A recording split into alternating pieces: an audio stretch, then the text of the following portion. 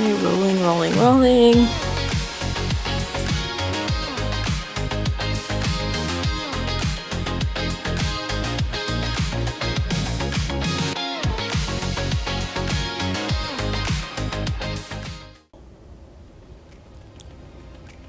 We are all here for a purpose, and it's important to know what your purpose is.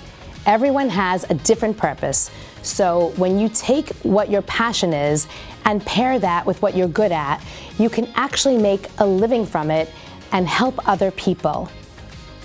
I want to highlight other people to know what their passion is and what they're good at, and pair the two so they can make their dreams come true and share that with the world. Welcome to Small Businesses, Big Dreams. I'm Esty Stein, your host, and today we're going to be interviewing Haron Hargrave, a basketball star and community philanthropist. Hi, Haron. How are you? I'm good. How you doing? Good. Just met you like, what, 20 minutes ago? Yes. And we're already good friends, right? We're best friends, yeah. I love that. My bestie, yeah. I love that. Yeah. Haron, you were just telling me about how you got your name. Can you just tell it again? So yeah, my name comes from my dad and my mom put their names together. They took the H from Harold and the Ron from Rhonda, and they got my name, Haron. I love that. Haron. And I also did that for my son. His name is Aaron. I low-key just took off the H from my name, and his mom's name starts with an A, so I kind of gave her that, and kind of like had that tradition going with the A or the beginning of the name and the rest of the name. So, how old's your son? He's 18 months. Yeah, so he's in my first. So bundle of joy. It's a great, experience, and it's definitely changed the way I think about life itself. It's helped me out a lot. I love that boy. It's like a love that I didn't know I had in me. So it's really great. Yeah. I love that. Yeah. So this show is really about. It's called Small Business, Big Dreams, and I want you to tell me a little bit about how you came to discover and find the love for basketball.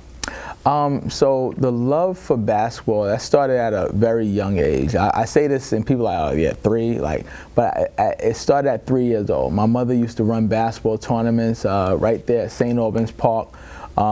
She taught at Springfield Gardens High School, but her tournaments used to have some of the creme of the creme, like players like Mark Jackson, Anthony Mason, God rest his soul. They used to all play at my mother's tournament, and she put the ball in my hand, and I literally never put it down. Like even now, to this day, I'm a college referee, a high school referee. I do the pro-ams here and locally, and and I played professional ball, played college ball, high school, and it's just a part of me, and ball is life, literally, for me. Yeah, I love that. Basketball is a staple in my life, and it helped me, find the career. Even I'm a PE teacher too in high school, so it all adds up. I say my life makes sense. Amazing. Well, take me through it. So you started playing in the tournaments. You started with your moms, and you started playing. And then, how does it work? Did you get a coach? How did that work? So growing up, there's they call them local coaches that you have. I remember Charlie from base, my guy Mike, Coach Mike. Jamaica Warriors. So I used to play on these teams, and I remember as a kid, we didn't have cell phones then, so I had to wait by the phone. Coach Mike said he's gonna call me on Friday at 5 o'clock, so I'm waiting by the phone, wait for Coach Mike to call me to let me know my schedule and where I'm gonna be at. And he's like, hey, you're at Roy Wilkins this week. We got 2 games.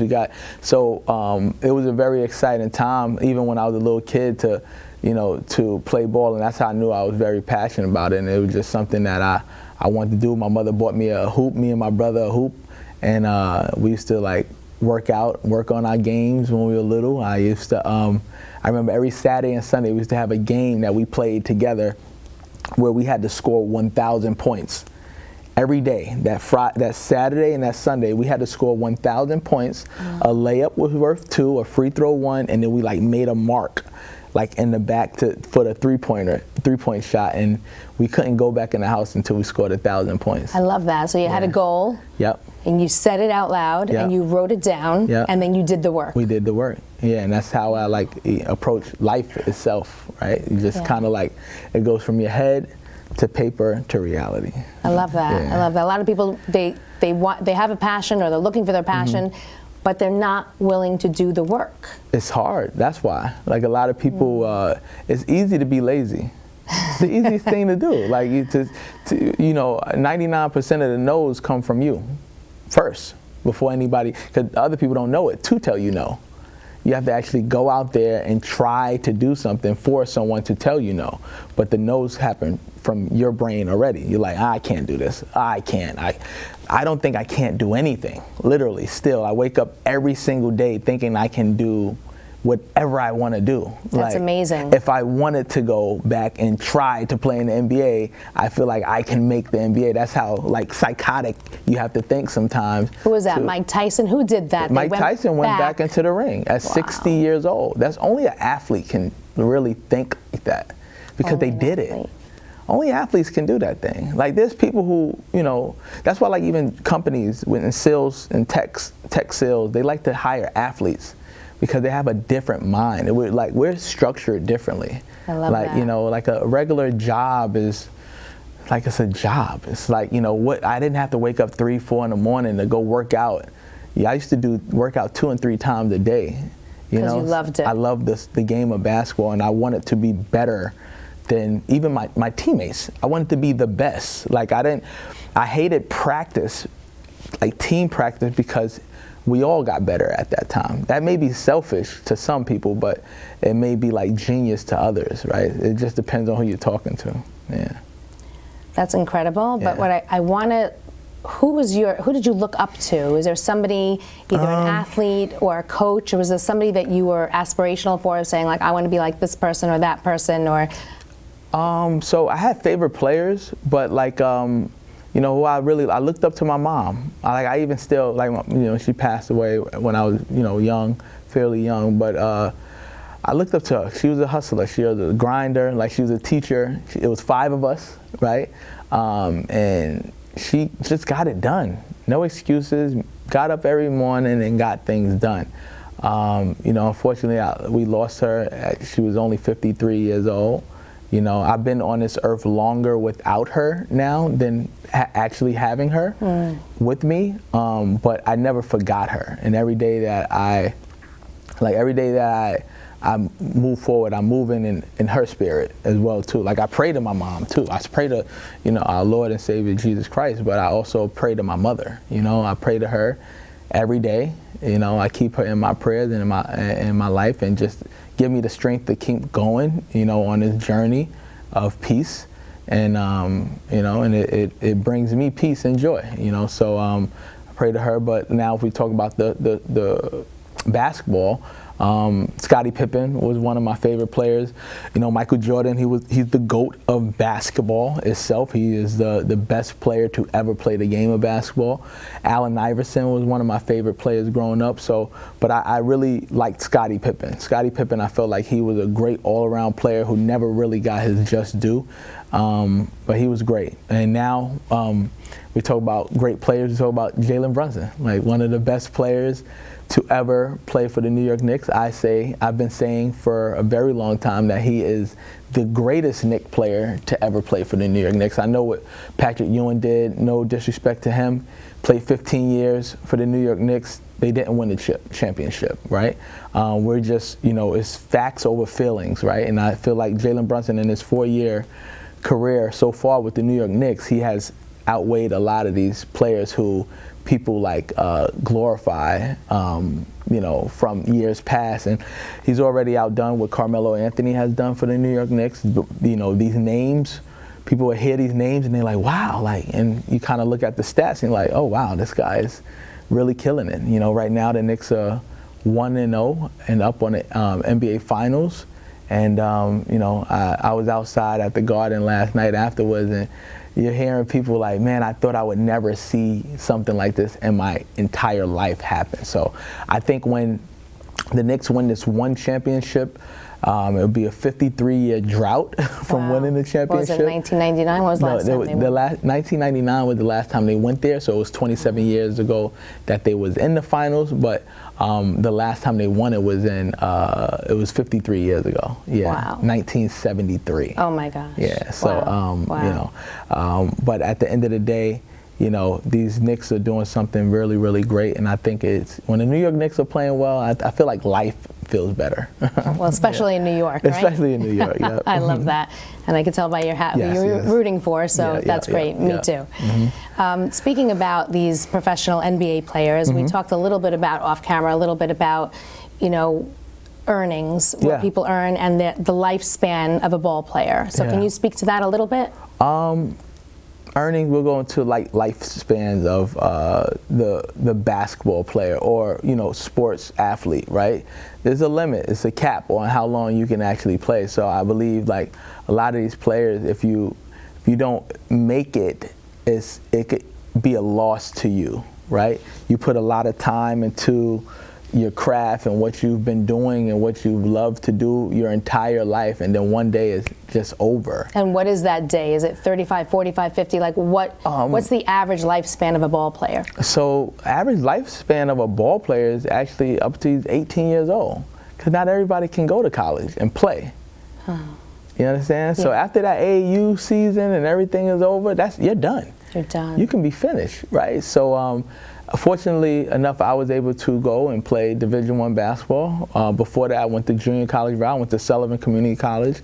Had a pit stop in Monroe Community College. That, you know, I jumped right over that. And Division I is college basketball. It's all college, but Division I is the highest point of college basketball. Okay, great. So that's like St. John's, that's Duke, that's North Carolina. Those are, you know, so I wound up playing for Sacramento State, which is in the Big Sky Conference, and I led them in scoring. I broke 3-point records that still last to this day. I like to say that.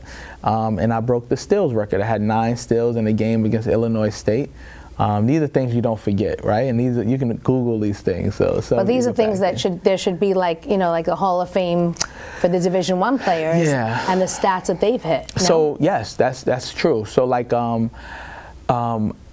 as of now, I could have played all 4 years at the Division I level. Before, when I played, they counted your junior college year. So when I went to Sullivan Community College, they counted that as a year towards my 4-year overall college experience. Now they don't count that. Like so now you can go to junior college, play those 2 years, and then go and play for a 4-year Division I school, and have 4 years to play. Like, so your junior college years don't count. So now you're almost playing 6 years in college. You have. And then back then, if you play in junior college, you only have those 2. Now I transferred into Sacramento State. I was already a junior, so I had my 2 years to play Division I at the Division I level. Yeah. And you were telling me earlier. Tell me about Shaquille O'Neal and his position. Yes. So Shaquille O'Neal is the GM of basketball operations at my school now, Sacramento State, and Michael Bibby is the head coach there at Sacramento State. Shout out to Coach Bibby. He was a player for the Sacramento Kings when I was a player for Sacramento State. Cool dude. Actually was able to go back to Sacramento 2 months ago before the season was over, and that's a place I haven't been to in over a decade, and watched some games. They were trying to get some more alumni to come back, and I'm like one of the only players from New York who went to Sacramento State, and it was a blessing to go back there. It was a little surreal though, man. It was kind of like, man, I haven't been back here. I don't even know how to feel, right? But it did remind me who I was. Sometimes you forget. You go through your life journey and your everyday life, and you're working, now you're a teacher and doing all these other things. You forget how people viewed you when you was in that, that spotlighted position, I want to talk about that for a minute, because what you're doing now by giving back to the community, this Ballin' for Peace, I want you to tell me a little bit about your nonprofit. And also the difference, what you see in your community back then versus today. So started Ballin' for Peace over a decade ago. It's actually 11 years, but we're celebrating our 10-year anniversary. We didn't do a game during COVID because it was global pandemic, so we didn't do a game. So I don't count that year as a year, right? So, but it all led, and I kind of clear that up every single time. But we've been in business for over 11 years, but this is the 10-year Kind of anniversary. like being born on a leap year. Yeah, you have to explain to everyone why you're 7 years old when you're 70 or something like that. Yeah, something like that, close to that. But Bowling for Peace was started because it was needed, right? There was a lot of senseless acts of violence going on in our community and all over the world. And I know that sports brings people together. I played professional basketball in Europe, different places. Even if you go and play pickup basketball, that's the only place, sports, where people don't care what color you are, who you are. Like, get the job done. That's it. Get it done. I don't care what color you are. I don't care if you're purple. Like, you know what I mean? If you could rebound, rebound. If you could shoot. If you can lock up on defense, play defense. You know, it's the same thing. They don't ask Steph Curry to go and grab a rebound and try to dunk the ball. They know he's a great shooter, so go out there. They don't ask Shaq to go and hit half-court shots like Steph Curry. So that's, again, these are role switches, right? And at the end of the day, with sports, everything is clear. You know, in life, people make things fuzzy when they're clear as day. So that's why team sports specifically, basketball, you know, our mantra is peace through sports, right? So I started it because it was needed. There was a lot of things going on back then, you know, at that time, the whole Mike Brown situation, Eric Gardner situation. Well, I want to talk about your friend that you lost. Yeah, man, I lost one of my best friends, my guy, Mark Arrington. He was my high school teammate, and, you know, unfortunately, he got gunned down in Hollis, Queens, and yeah, so I started something called Queens Day way before Bowling for Peace, and that was because of Mark, and you know, and it was just something that was, again, something that was needed. I wanted to do something positive. There's nothing like high school friends, right? Yeah. They're like your best friends, and they're like your family. That was my best friend. Like, we played ball together. We did everything together. We worked out together. You know, I would go and be at his crib. His family was more like my family. You know what I mean? I was around them more than my own family. And to lose him when I was in college was a very tough hit for me. And so much so I didn't go to his funeral. I didn't go to, he had like a marquee day. I didn't go for years. And then it was too hard? It was tough. You know, and a lot of the news that I get for people passing comes when I'm away. So if I'm not here, so I'm getting a phone call. Even that's how I found out about my mom. I was in school in California. You get a phone call. So to the point where it was like so much anxiety of picking up the phone for people back home. Like my mother, not my mother, but my sister called me. My older sister, Isha, called me for my mom.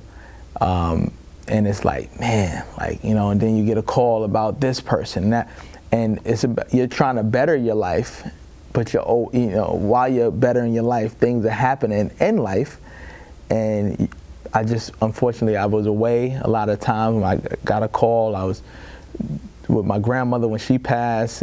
Everything's on the phone. Everything's on the phone. I'm never there. I'm never home, and it's like a double whammy on that.